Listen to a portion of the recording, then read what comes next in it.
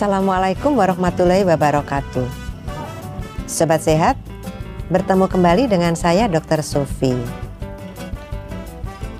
Akreditasi bukan sekedar dokumen. Ada 5 cara penilaian dalam akreditasi yang dikenal dengan RDOWS. Penjelasannya: 1. Melihat dokumen regulasi yaitu SK, pedoman, panduan, dan SPO.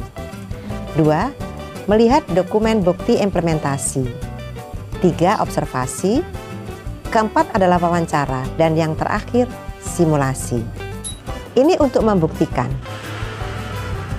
apakah kita sudah melakukan kerjakan yang kita tulis yang kita kerjakan. Channel YouTube Dr. Sofi dibangun untuk itu semua. Ada regulasi internal seperti SK, pedoman panduan, dan SPO. Ada dokumentasi, bukti pelaksanaan. Saat observasi yang dilihat sama dengan yang ada di regulasi dan dokumentasi. Saat wawancara, sobat sehat bisa menjawab sesuai dengan yang ada di regulasi dan dokumentasi. Dan saat diminta melakukan simulasi, bisa melakukan sesuai dengan SPO atau regulasi yang sobat sehat susun sendiri. Sobat sehat, ini video saya yang ke-197B yang akan membahas manajemen pengamanan kebakaran di fasilitas pelayanan kesehatan. Sebelum melihat video 197B ini, saya anjurkan sobat sehat melihat dulu video 1, 20, 22, 23, 24, video 191 tentang MFK, kemudian 192, 193, 194 dari A sampai G, kemudian 196 A sampai H, dan 197 A. Standar dan instrumen akreditasi FKTP menurut Permenkes RI nomor 46 tahun 2015 yang membahas tentang pengamanan kebakaran ada pada standar 8.5 pada kriteria 8.5.3. Saat ini sedang ada proses penyempurnaan standar dan instrumen yang draftnya ada pada standar 1.4 kriteria 1.4.5. Adapun pernyataan standarnya adalah Puskesmas wajib melindungi properti dan penghuninya dari kebakaran dan asap. Nah, sobat sehat, manajemen pengamanan kebakaran itu sendiri meliputi beberapa. Pertama, program pengamanan kebakaran. 2. Identifikasi risiko. 3. Pengujian dan pemeliharaan sistem proteksi dan sarana evakuasi. 4. Edukasi dan sosialisasi. 5. Simulasi dan evaluasi tahunan. 6. Kebijakan larangan merokok. 7. Pemantauan kepatuhan larangan merokok. 7 hal tersebut akan kita bahas satu persatu. Pertama, program pengamanan kebakaran. Di sini dilakukan menyusun rencana dan penjadwalan kegiatan dengan Gantt meliputi 1. Identifikasi risiko potensi bahaya kebakaran. 2. Inspeksi sistem dan ketersediaan sarana proteksi kebakaran. 3. Menguji dan memelihara sistem proteksi kebakaran secara periodik. 4. Meningkatkan SDM melalui edukasi dan simulasi minimal 1 kali setahun. 5. Menerbitkan kebijakan larangan merokok di area puskesmas. 6. Memantau kepatuhan kebijakan larangan merokok. Langkah yang kedua dari manajemen pengamanan kebakaran adalah identifikasi risiko dengan form risk register. Meliputi 1. Menentukan faktor dan lokasi berpotensi kebakaran. 2. Menganalisis kerentanan serta upaya mitigasi. 3. Meningkatkan tingkat dampak akibat kebakaran.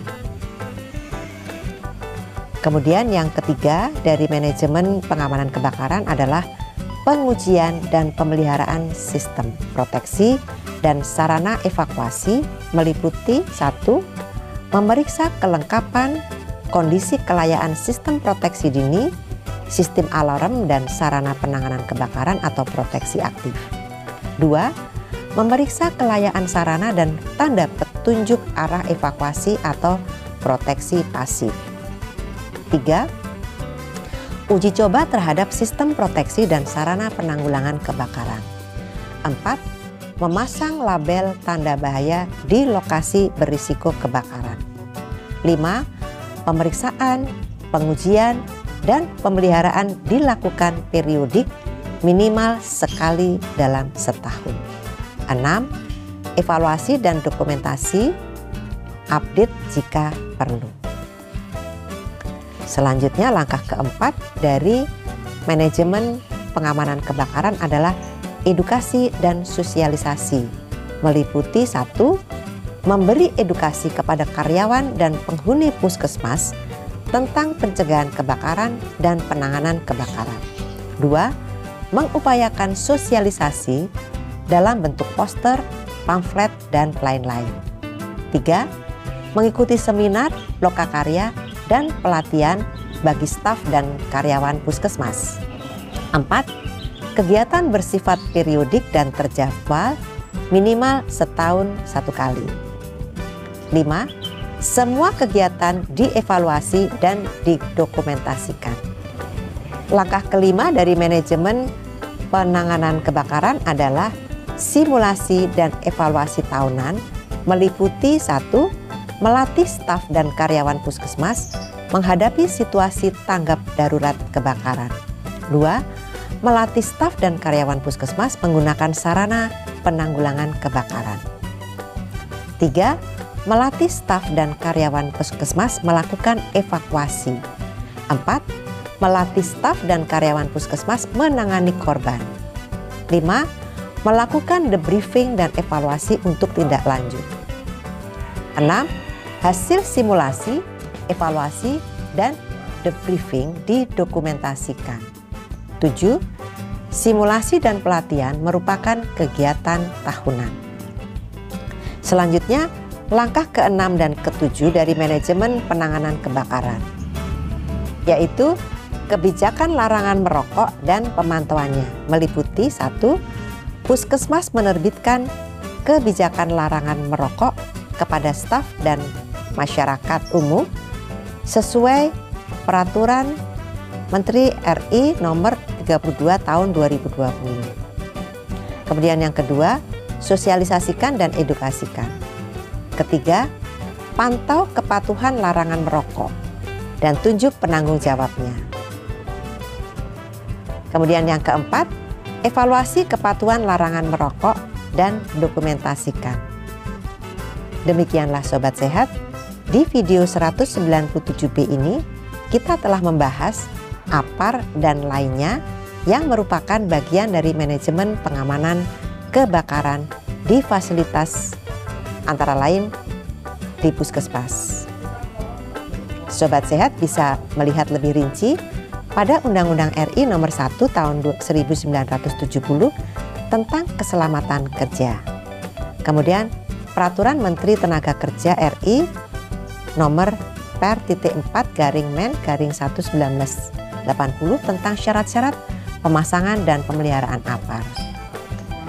Kemudian Permenaker RI Nomor Per.2/Men/1983 tentang instalasi alarm kebakaran otomatis.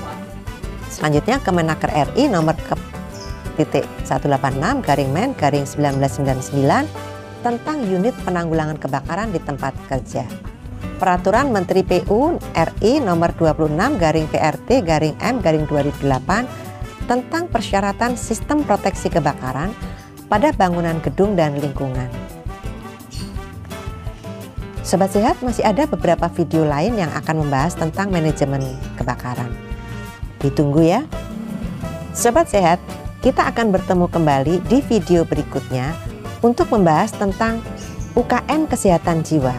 karena ada beberapa sobat sehat yang memintanya di kolom komentar. Sampai di sini dulu ya. Semoga selalu sehat.